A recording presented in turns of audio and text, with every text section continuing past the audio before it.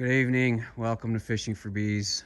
I've been saying it most of the fall that I'm running late, or I think I'm running late. Well, it's fact. I'm running late. I was going to come up here to the production yard and put on the quilt boxes Sunday, but looking at the weather, we got a night that's going to be in the 29 degrees, 28 degrees, so in the high 20s. And I didn't like that. These colonies all still had feeders on top, although I knew they weren't taking the syrup anymore, and I needed to get them off and get it cleaned up. So I came up here late today. I got them done. I just want to talk about propolis and how your bees seal their boxes, and they seal the box to the bottom board and frames and everything like that. You got to remember that at some point they can't seal these cracks. If you have been busting your boxes open, I'd say within the last month, especially if it's been within the last couple weeks, and you're doing your winter preparation, obviously it's a big country, you need to think about helping your girls out, because they, at some point when the temperatures are cold, they lose the ability or the will or the resources to seal these boxes as far as propolis. So painter's tape is your friend. It's super easy when your boxes aren't super close together like mine are to the right there. But when your boxes are spread apart, it's super easy just to put some painter's tape on. So if you're putting quilt boxes on, they're not going to seal them. They're not going to seal that box to your deep, and you need to put painter's tape on.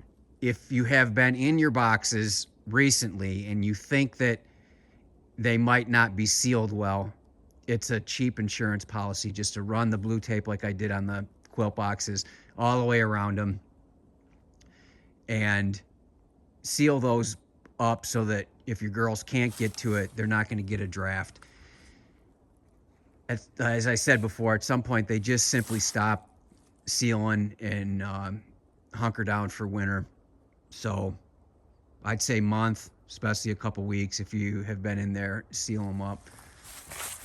So here we are, we got our quilt boxes on. This one's funny, they didn't even have an upper entrance before, and they're loving this one. So anyways, you can see that the landing boards are all picked up as far as, there's the rocks, all the robbing deterrents that I have as far as rocks and sticks. And this is the one that was being robbed out real bad. In previous video, 0. This has been a not good catch all year. First catch of the year. Yeah, they just can't build comb. I don't know. We'll see how they do. They are alive. Everybody's still alive here. But that was one that was all piled up in the corner because they were getting attacked. The nuke box, that entrance was half that before, but now it's open. The threat of robbing is over. Fingers crossed. And now they need ventilation. They need an air draft coming up through there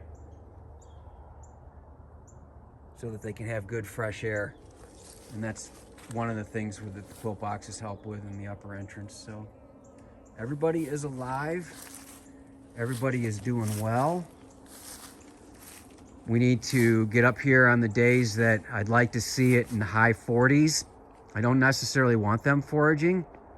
And we're going to start hammering them with some oxalic acid vaporization treatments going into winter. This yard's had 1. The other yard has had 1. I was able to get that done yesterday. But we need to get some more on them. Get some more treatments. They've all had Formic Pro. So anyways, this was more about sealing your boxes and propolis and carrying painter's tape with you. I almost forgot.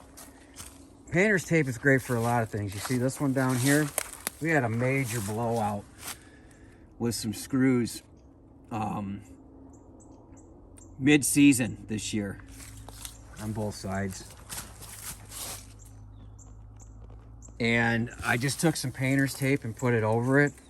And I know for a fact that they have that all sealed shut, and there's no maintenance that I need to do. Now my boxes are funky and they're not going to stack well, but as long as this one stays on that bottom board, it might be a problem when I rotate in the spring. Sometimes I I rotate my boxes, put the top one down, bottom one up. But anyways, painter's tape. I must have had a little incident here at one point. You can see I got them taped in the back.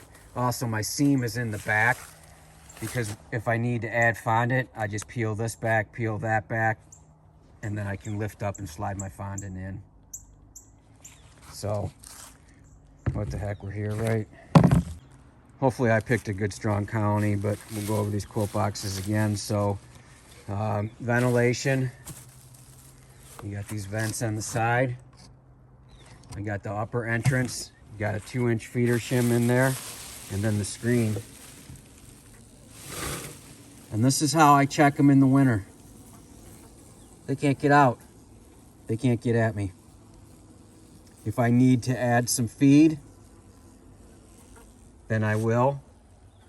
But other than that, I can just do a quick check. I've even checked them in temperatures that wouldn't be recommended. As long as the sun's shining, nice sunny day in the winter, you can give them a quick peek in there. So yeah, I think I'm really gonna like those pillows. So one other thing yet to be decided is whether I'm gonna wrap these in tar paper.